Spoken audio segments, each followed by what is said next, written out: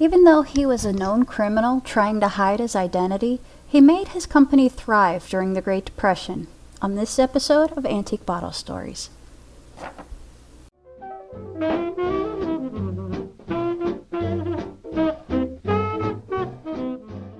In 1833, Olcott and Mckesson is founded by Charles Olcott and John Mckesson in New York City to import and sell therapeutic drugs.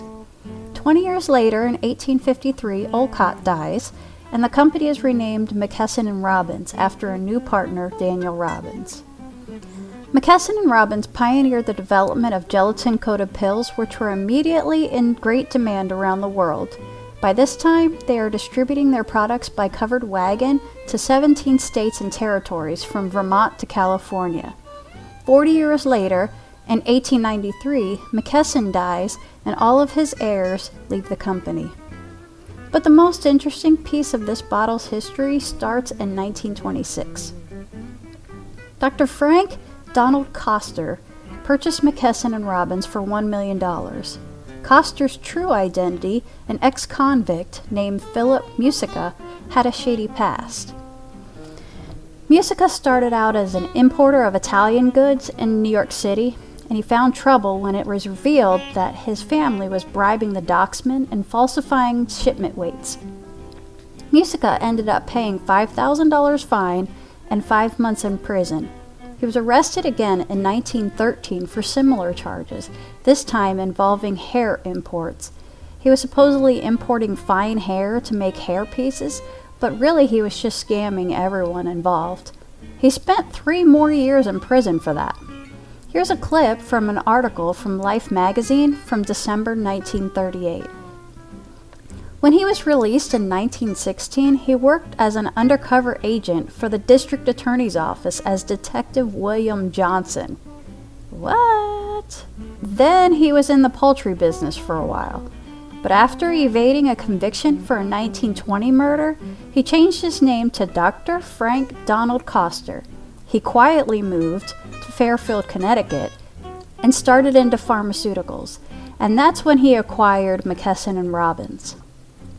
He seemed to try to put his criminal past behind him, and for 13 years he kept his identity secret. He established himself as a solid businessman, and he was also labeled as a practicing physician. During the Great Depression, he made Mckesson and Robbins an economic force.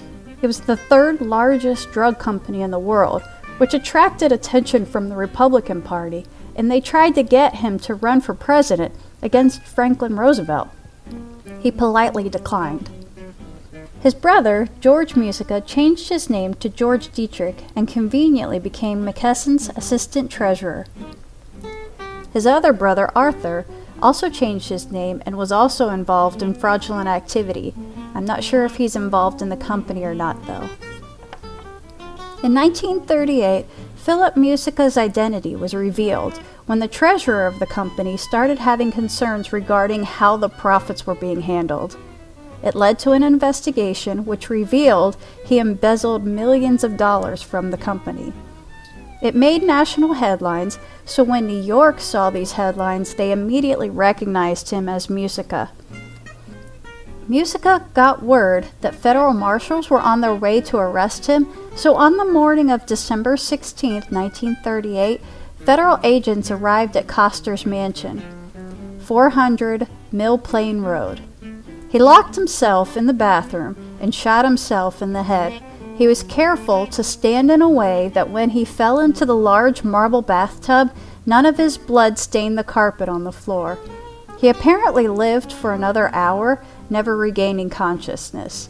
Here are some December 1938 Life magazine clippings, including pictures of his yacht. Here's a picture of his wife, who apparently knew nothing about his past. And here's where he worked at Mckesson, and a few more pictures, including a picture of his dead body being taken from his home. And here's what 400 Mill Plain Road looks like today. It doesn't look like the same building. This story became the subject of a book titled Magnificent Masquerade by Charles Keats.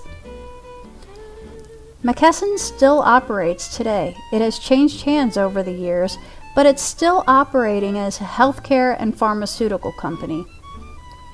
My bottle that I own had cod liver oil in it, and it was made while Mckesson was still CEO of the company. My bottle was made about 1931. Here's what I learned about dating Owens bottles. The maker mark with the I inside of an O inside of a diamond originates around 1929 and is seen into the 1940s and later. During the 1930s, they had a factory code to the left, a date code to the right, and the mold cavity code below the logo. During the 30s, the date code was a single digit. By the 40s, they started implementing a double-digit code, realizing that the 0 could mean 1930 or 1940.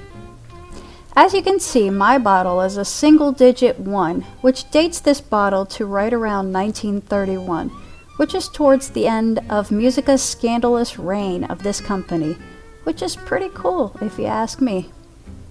See you next time. Thanks for watching.